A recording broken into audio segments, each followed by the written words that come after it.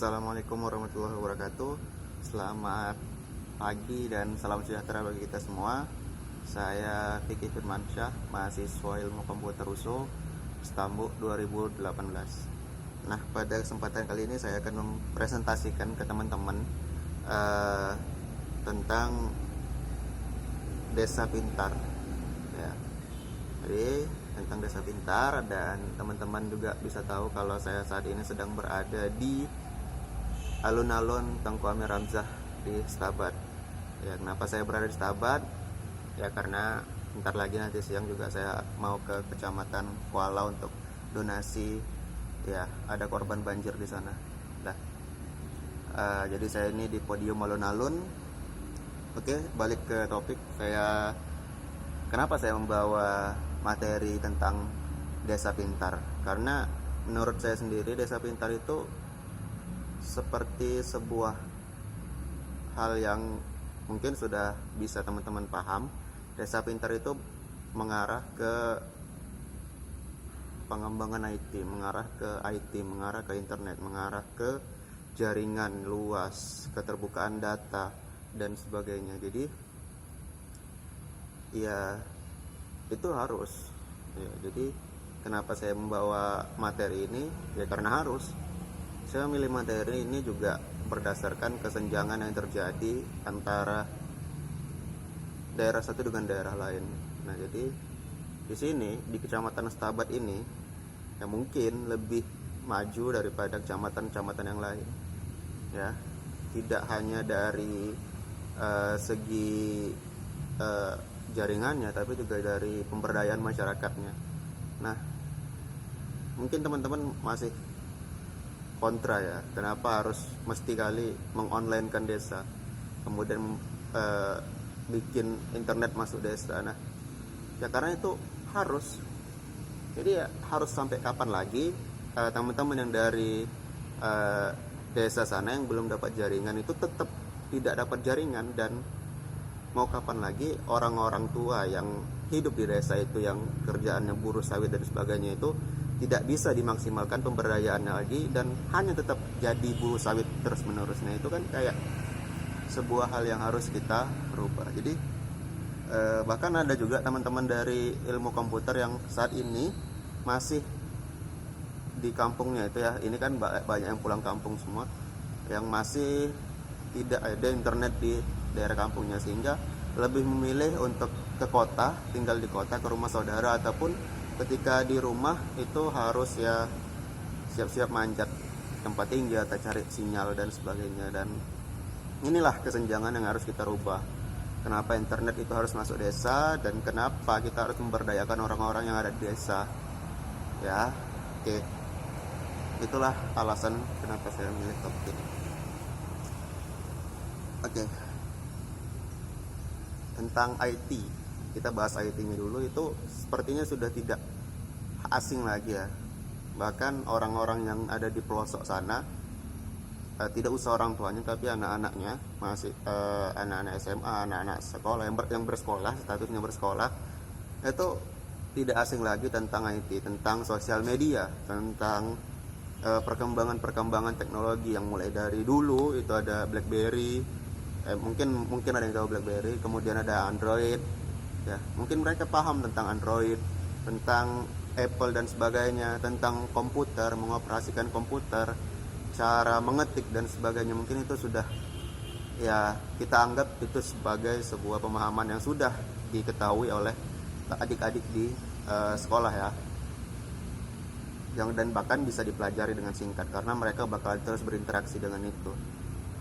Ya, bisa saja ya, ini dibuktikan juga bahwa anak-anak SMP yang dari desa-desa juga, anak-anak SMP ya, berarti kan statusnya sudah sekolah dan mereka sudah punya Facebook, punya sosial media dan sebagainya. Artinya mereka sudah update terus informasi tentang perkembangan teknologi. Oke. Nah, banyak data-data tentang melek internet di Indonesia ya. Dan 84% itu daerah di Indonesia itu sudah tercover oleh jaringan internet, dan sisanya itu ada sekitar 16% yang belum terkoneksi internet, belum tercover area internet. Ya itulah tantangan kita bersama dan akan kita bahas nanti. Oke. Nah, kemudian tentang pemberdayaan masyarakat di desa. Oke, coba teman-teman bayangkan dulu profesi dari orang tua teman-teman yang di desa. Oke, jadi ini buat teman-teman yang ada di desa saja, yang berasal dari kampung halaman, yang bukan daerah ibu kota, bukan kota ya, bukan perkotaan. Jadi orang tua yang bekerja di desa itu kita anggap sebagai buruh lepas, buruh sawit dan sebagainya, ataupun dia bekerja ke tempat orang, bekerja dengan orang, artinya jadi karyawan orang di desa gitu juga. Jadi kita ini kan sebagai mahasiswa juga, kita punya sesuatu untuk mengembangkan dan memberdayakan orang-orang seperti itu, seperti orang tua itu. Nah, misalkan saat ini dia sebagai buruh sawit yang hanya bekerja dari mungkin dari jam 9 pagi sampai jam 5 sore, ya jam 4 atau jam 5 sore. Nah, setelah itu mungkin mereka bisa kita ajarkan untuk membuat karya ataupun beternak dan sebagainya, dan itu sebuah pemberdayaan yang sangat baik, tidak hanya untuk mereka tapi juga untuk orang-orang di sekitar mereka ya. Seperti hasil dari ternak itu bisa dijual lagi, dan kemudian pemberdayaan karya, misalkan dia buat sebuah kerajinan dan sebagainya, maka mungkin desa itu ketika tidak hanya dia saja yang membuat kerajinan, tapi juga ada teman-teman dari dia juga yang buat kerajinan itu, maka desa itu bisa menghaskan kerajinan itu sebagai hasil dari produk desa itu sendiri. Nah, jadi desa itu adalah desa yang punya kerajinan itu. Jadi ya itulah pemberdayaan masyarakat di desa. Nah, ini tidak berlangganan, bahkan hukum telah mematenkan ini ya. Jadi ini ada dasar hukumnya, jadi tidak ide-idean aja untuk membangun desa. Jadi dasar hukumnya itu ada di Undang-Undang Nomor 6 Tahun 2014 tentang desa, Undang-Undang Nomor 14 Tahun 2009 tentang keterbukaan informasi, Instruksi Presiden Nomor 3 Tahun 2003 tentang kebijakan dan strategi nasional pengembangan e-government. Nah, jadi tentang tadi ya, itulah pembangun ya. Dan salah satu pilar utama untuk pembangunan peradaban manusia sekarang. Kalau orang nggak kenal IT ya wassalam lah. Makanya kita bantu melalui pengembangan dari desa, #bangun dari desa. Oke, jadi lanjut. Nah, tujuan dari Desa Pintar ini, yang pertama itu meningkatkan mutu layanan publik melalui pemanfaatan teknologi IT dalam proses penyelenggaraan pemerintahan, kemudian terbentuknya kepemerintahan yang bersih, transparan dan mampu menjawab tuntutan perubahan secara efektif, perbaikan organisasi, sistem manajemen dan proses kerja pemerintahan. Oke. Itu tujuan dari Desa Pintar itu sendiri ya. Kita bahas tujuannya. Yang pertama itu meningkatkan mutu layanan publik melalui pemanfaatan ICT dalam proses penyelenggaraan pemerintahan ya. Kita juga udah pernah belajar sistem informasi dan salah satunya adalah e-government. Nah, fungsi dari e-government itu adalah integrasi dari IT ke pemerintahan. Nah, hingga terciptanya sebuah keterbukaan data publik, open data yang bisa diakses oleh semua orang, transparansi kinerja pemerintahan dan sebagainya, dan itu sangat bermanfaat untuk kita semua. Kemudian ya tadi terbentuknya pemerintahan yang bersih, transparan dan mampu menjawab tuntutan perubahan secara efektif, perbaikan organisasi, sistem manajemen dan proses kinerja pemerintahan. Oke ya. Jadi ketika IT ini terintegrasi ke desa ataupun ke sistem pemerintahan desa, itu ada kayak kepala desa dan kelurahan ya, ya mereka sudah jelas menggunakan sistem yang kompleks gitu ya, misalkan untuk persuratan, kemudian penjadwalan dari kegiatan mereka, kegiatan desa, kemudian misalkan permohonan masuk, permohonan keluar dari surat ini surat itu yang diminta oleh masyarakat di desa itu, dan itu akan semakin mudah dengan adanya ini semua desa pintar. Oke. Nah, jadi ini adalah perubahan yang sangat besar sekali ya. Kalau bagi orang-orang yang belum paham sekali tentang teknologi, mungkin ini sudah jelas ini adalah perubahan yang sangat besar sekali. Mungkin untuk teman-teman dari ilmu komputer ini juga dilema ya, karena harus memperhatikan tradisi yang udah ada, yang sudah terjadi, sudah berjalan, kerjaan udah terjadi, kemudian dirubah ke IT dan sebagainya ya, itulah yang harus kita hadapi. Jadi transformasinya itu mulai dari perubahan budaya kerja. Sudah jelas bahwa budaya kerja itu pasti berubah ya, karena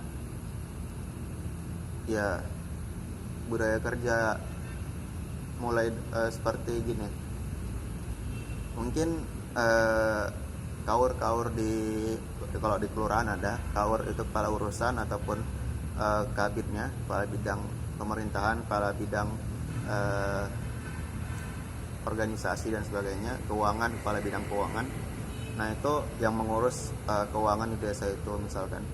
Nah, misalkan suatu kejadian dia itu tidak bisa berhadir di situ, misalkan dia harus merapat sedemikian rupa dengan kecamatan dan sebagainya, dan juga ada permohonan dari masyarakat yang memang lagi butuh ya kan, dia minta pembuatan surat ini itu dan butuh tanda tangan kaur keuangan ya. Dengan itu izinnya itu bisa langsung dengan sistem ini, jadi kapanpun dan dimanapun bisa akses sistem informasi desa ini. Nah, kemudian perubahan proses kerja ya, seperti tadi perubahan SOP, kebijakan politik ya. Jadi pemanfaatan ICT ini sudah sangat jelas SOP-nya itu berubah, mulai dari surat terima nanti tunggu dibaca oleh kepala desa misalkan, baru dilanjuti ke sekretaris, nanti dilihat lagi oleh kepala desa, baru ditandatangani. Nah, SOP itu yang harus diminimalisir sehingga lebih singkat dan lebih efisien. Kemudian peraturan perundang-undangan dan leadership. Kemudian penggunaan internet. Kemudian itu ditransformasikan ke penyelenggaraan pemerintah berbasis ICT, Information Communication and Technology. Oke. Nah, mulai dari penggunaan internet, penggunaan infrastruktur telematika, penggunaan sistem aplikasi, standarisasi metadata, transaksi dan pertukaran data elektronik, sistem dokumentasi elektronik. Nah, jadi ketika kita mempintarkan sebuah desa, dan tadi ada pemanfaatan masyarakat desa, kita juga memberikan satu sistem informasi untuk desa itu ya. Seperti yang kita tahu, sistem informasi e-government itu mulai dari penggunaan internet itu sendiri, kemudian infrastrukturnya juga kita berdayakan, ada sistem aplikasi di situ, kemudian ada standarisasi metadata, transaksi dan pertukaran data elektronik, sistem dokumentasi elektronik. Nah, jadi seperti jadi di dalam Desa Pintar itu, di kantor desa itu nanti ada sebuah sistem informasi yang seperti contohnya sistem informasi surat menyurat yang lebih memudahkan dan mengintegrasikan dari ya pelayanan surat menyurat itu sendiri. Oke, balik lagi kita ke tadi ya. Mengapa desa perlu IT? Nah,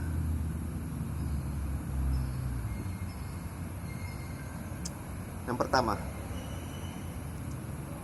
belajar manual. Ya, belajar konvensional, kita murid-murid di desa itu harus datang ke sekolah, belajar di sekolah, pulang. Jadi dengan masuknya internet ke desa itu, kita berdayakan sekolah dasar ataupun sekolah menengah pertama itu tidak hanya belajar di sekolah, tapi juga belajar di rumah. Nah, jadi itulah. Kemudian pertemuan ya, budaya-budaya, misalkan kita mau hangout, banyak tuh yang anak-anak muda dari desa itu juga sering nongkrong ya, tapi mungkin nggak di kafe-kafe, tapi di lapangan. Nanti ngumpul di lapangan seperti ini, mungkin nanti sore ini bakal rame podium ini, orang-orang ngumpul dan sebagainya. Jadi selebih dari itu bisa juga melalui ya WA, habis itu ya sosial media lain lah. Nah, tidak hanya harus ketemuan semua langsung. Kemudian di ekonomi dan sosial ini yang perlu diperhatikan juga, bahwa pemberdayaan masyarakat itu tadi akan berdampak ke ekonomi dan sosialnya. Oke. Nah, dulu misalkan ada perubahan ya, yang sebelumnya itu sawit itu dipasarkan, dia nyari agen dulu dan sebagainya. Nah, setelah masuk IT ini, dia bisa mengonlinekan sawit dia itu sendiri.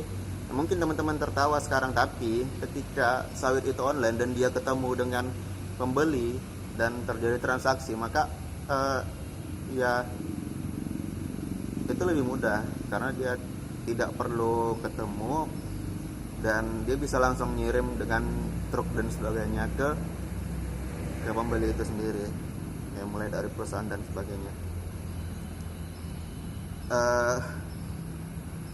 Ketika kita membicarakan sistem informasi ya,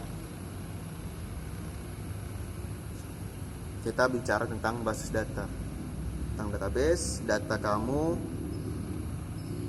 ada di mana-mana. Ya sebenarnya sih udah ada di mana-mana juga sih, nick dan nomor kakak dan ya biodata kita lah sebenarnya. Itu semua udah di online kan juga sama di Dukcapil. Jadi di Dukcapil sendiri udah open data, jadi kita tinggal pakai, misalkan yang ada kerjasamanya itu tinggal pakai. Dan data ada di mana-mana, benar sekali. Jadi kita butuh yang real time. Jadi ya itulah, seperti smart CCTV dan sebagainya itu real time.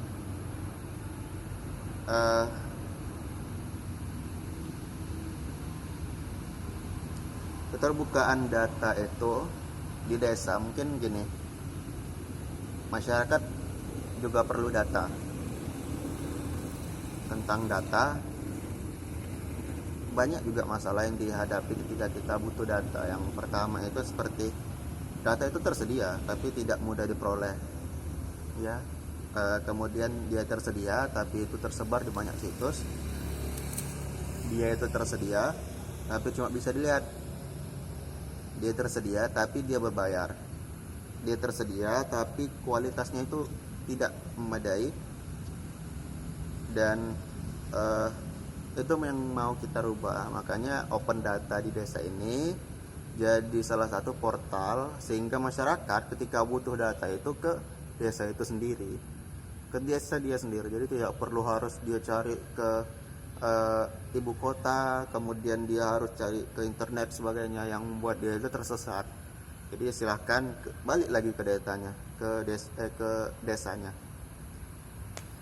Nah, profil desa, monografi desa, data PKK, APBD desa, laporan keuangan, laporan ketenagakerjaan, pertanggungjawaban sebagainya itu akan dibuka oleh desa ketika ini ada.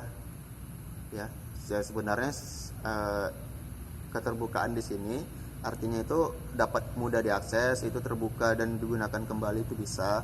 Habis itu terbuka untuk disebarkan dan dapat diolah kembali, dan ini gratis. Artinya Ya sebenarnya saat ini sudah dibuka juga oleh kelurahan ataupun desa. Hanya saja tidak bisa semua orang ataupun orang-orang yang ingin mengaksesnya itu harus ke kantor desa, harus ke kelurahan, dan makanya ini yang harus kita online kan, sehingga masyarakat dari manapun, misalkan dia tidak merasa penasaran dengan apa nih laporan pertanggungjawaban, kok tiba-tiba udah sekian ratus juta yang dikeluarkan oleh kelurahan untuk apa aja. Nah makanya dia bisa lihat melalui internet dan sebagainya. Oh ini ternyata di desa saya ini penggunaan dana desa itu untuk pembangunan jalan, untuk dan pembuatan parit dan sebagainya, dan itu yang harus diapakan, yang harus kita apain. Baik, selanjutnya yang harus kita persiapkan. Oke, jadi teman-teman yang harus kita persiapkan, yang pertama itu yang sudah jelas sekali adalah sumber daya manusianya. Kita tidak bisa membangun secanggih apapun kalau nggak ada yang ngelola. Oke, jadi persiapan sumber daya manusia itu untuk ini ada dua. Yang pertama itu di sisi admin dan di sisi masyarakat yang cerdas. Nah untuk adminnya itu yang mungkin adalah pegawai di kelurahan, dan untuk masyarakat pintarnya itu adalah masyarakat di desa itu. Di adminnya itu yang jelas sudah harus paham tentang sistem informasi di desa, cara pengelolaan sistem informasi, dan untuk masyarakatnya itu cara menggunakan sistem informasi, cara melihat ini, cara melihat itu, cara mengakses sistem informasi itu. Yang kedua itu ada infrastruktur. Ya, infrastruktur itu ada jaringan internet. Oke, jadi jaringan internet itu ya harus ada di keliling desa. Jadi internet itu tidak susah ya sebenarnya. Jadi mungkin teman-teman pernah lihat eksperimen dari Onowe Purbo. Dia mengonlinekan satu buah desa itu hanya dengan beberapa alat saja ya. Jadi alat buatan sendiri. Jadi desa itu online beneran. Tapi ini cerita di desa daerah timur Indonesia, ada di daerah NTT atau NTB gitu. Jadi dia mengonlinekan desa, dan itu tidak mahal juga karena kerjasama dengan beberapa instansi seperti perusahaan telekomunikasi lah. Dan yang terakhir ada pengembangan aplikasi. Ya, pengembangan aplikasi yang lebih mudah, yang lebih gampang, biar bisa diakses oleh masyarakat dan pengelola desa. Tentang pembiayaan ya. Jadi pembiayaan untuk dana desa itu sendiri itu kalau mengacu ke pembiayaan, program ini sebaiknya itu dilakukan secara bertahap sesuai dengan perkembangan SDM yang tersedia di desa tersebut, dan dapat dimulai dengan penggunaan 30% dana desa yang diterima, yaitu pendanaan untuk membangun infrastruktur. Nah, pada tahapannya pembangunan berbasis TIK itu dapat dimulai dengan membangun sistem telekomunikasi desa yang berbasis WiFi, sehingga komunikasi itu dapat gratis untuk semua masyarakat di desa tersebut. Kemudian pembuatan RUAPS, kemudian Pusdatin, pusat data dan integrasi, Pusdatin desa, dan akhirnya dapat diterapkan teknologi terkini dalam pekerjaan sehari-hari. Nah, misalkan penggunaan IoT untuk sensor, perangkat pertanian modern, teknologi satelit untuk pemantauan cuaca, dan lain-lain. Nah, jadi itu salah satu dari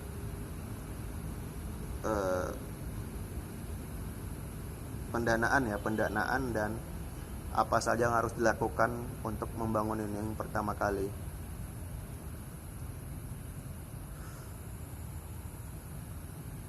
Mungkin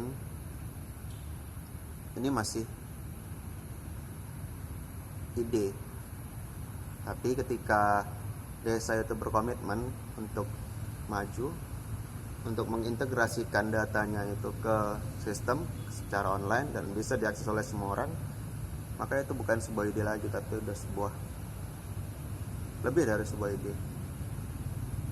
Maka itulah yang harus kita hadapi saat ini, yang masyarakat juga harus memahami dan bisa memaksimalkan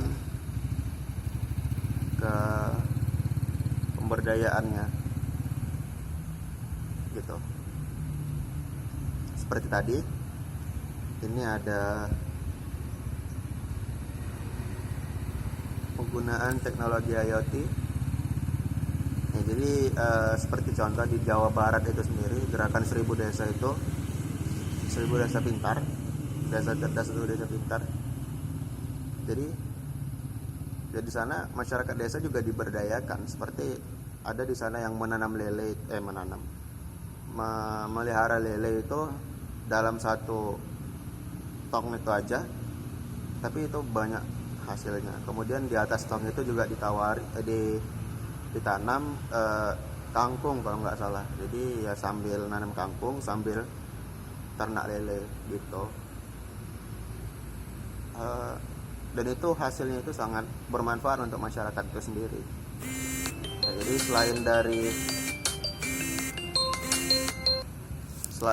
selain dari dia kerja siang sampingan, dia itu bisa ternak lele.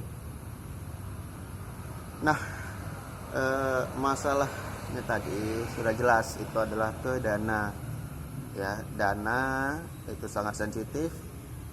Mungkin masih banyak yang tutup mata karena dana itu sendiri. Tapi percayalah, kalau dana desa itu banyak. Nah, dana desa itu banyak, hampir ratusan juta. Jadi untuk pemberdayaan ini bisa dilakukan secara bertahap. Pengintegrasian IT ke desa itu bisa dilakukan secara bertahap. Karena ratusan juta itu bisa dimaksimalkan untuk pembangunan di desa itu sendiri. Oke, mungkin itu saja dari saya. Saya tutup presentasi ini. Terima kasih atas perhatiannya teman-teman. Wassalamualaikum warahmatullahi wabarakatuh.